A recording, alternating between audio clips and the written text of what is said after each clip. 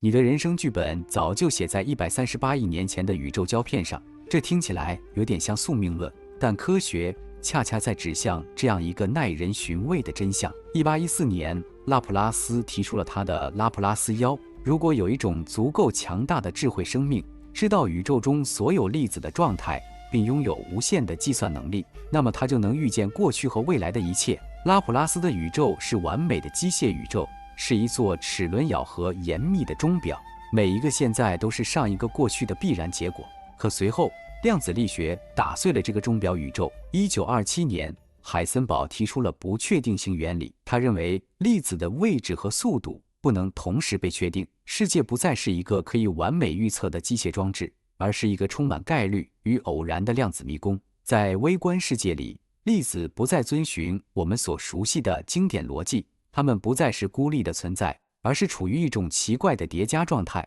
就像薛定谔的猫，既是死的，也是活的。量子力学告诉我们，粒子的具体状态在被观察之前，并不是固定的事实，而是一种概率的波动，是多种潜在现实的叠加。换句话说，微观粒子就像是悬浮在无限可能之间的幽灵，只有当观察者的目光落下，它们才坍缩成一个确定的存在。这种超越常识的存在状态，不仅挑战了我们对空间和存在的理解，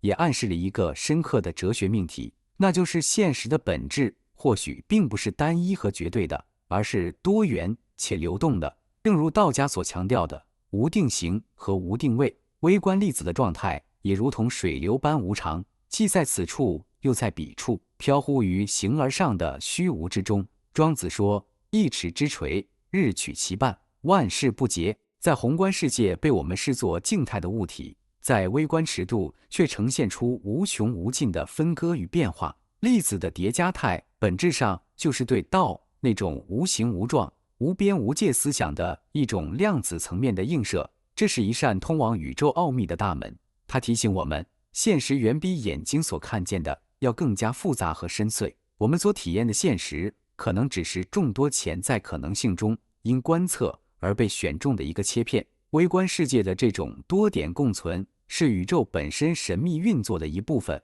也是通向理解时间、空间与存在本质的关键。而全息宇宙理论则进一步将这种认知推向了极致。斯坦福大学的伦纳德·萨斯坎德认为，在某种意义上，我们所感知的三维世界可能只是二维信息在宇宙边界上的投影，也就是说，整个宇宙就像是一张巨大的全息影像，而你所看到的、所触摸的，甚至你自身的存在，不过是那张二维宇宙胶片上的信息所展现出的三维幻觉。在这种理论里，所谓此地与彼地的区分变得毫无意义，就像一个全息图的任意局部都包含着整体信息。你所处的每一个空间点都携带着整个宇宙的信息副本，你的意识、你的身体，乃至你以为独属于你的选择，可能都只是宇宙全息投影中的信息干涉条纹。在这种宇宙观中，你并不是孤立的存在，而是信息洪流中的一个局部波动，是整体结构中不可分割的一部分。那么，人类是否就此挣脱了命运的齿轮呢？或许并没有。2018年，一项基于量子延迟选择实验的研究在《自然》杂志上发表。物理学家们发现，在某些实验设置下，粒子似乎可以根据未来是否被观测来决定自己在过去采取了哪条路径。这意味着，粒子的历史并不是在它运动的当下就被确定，而是可以被之后的观测行为所修改。这种近乎科幻的量子行为被一些科学家称为量子回声。换句话说，宇宙中存在某种信息回溯机制，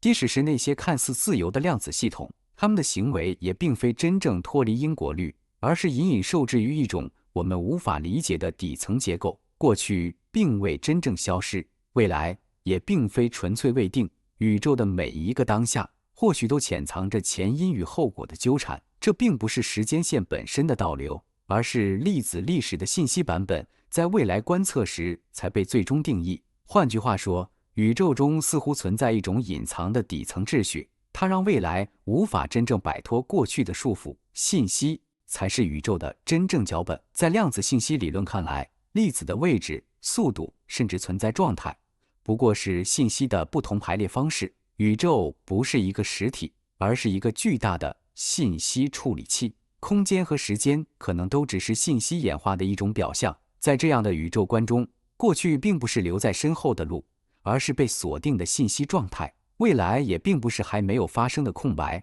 而是等待被解码的隐藏序列。你的每一次选择，不过是信息流动中的一次必然。2022年，克雷格·霍根在研究中提出，空间本身可能并不是连续的，而是由一种极其微小的信息像素构成。这意味着，我们的现实世界或许是一张由信息编码组成的全息图，每一段空间、每一段时间，甚至每一个意识的闪现，都像是镶嵌在宇宙这张信息网络中的节点。宇宙就像是一个庞大的信息区块链，每一刻的现实都是前一时刻信息状态的必然延续与记录。每一个选择，每一个思维过程，都像是在遵循一份在宇宙起点时便固化的信息脚本。你所走过的每一步，不是随机的流动，而是信息历史在连续叠加中的必然节点。而道家在几千年前，或许就已经窥见这番景象。《道德经》里的道生一，一生二，二生三，三生万物。古人所谓的道，其实就是宇宙万物背后的根本法则，它是无形的代码，是信息演化的起点。老子告诉我们，世间万物并非随机生成，而是道的自然展开。就像现代物理学所描述的那样，宇宙的每一次演变都是底层法则的必然衍生，而变化恰恰也是必然。那么，在这样一个信息宇宙中，既然一切都是注定好的，那自由意志是否还存在呢？如果你的每一个选择，每一个我决定的瞬间，其实只是信息结构中下一个既定节点的必然响应，那么你又是否真的存在呢？你的人生是否只是一段被播放的代码？我们所谓的现在，会不会只是138亿年前那场大爆炸中一次必然的信息展开？这并不是危言耸听。2019年，牛津大学物理学家大卫·杜伊奇提出，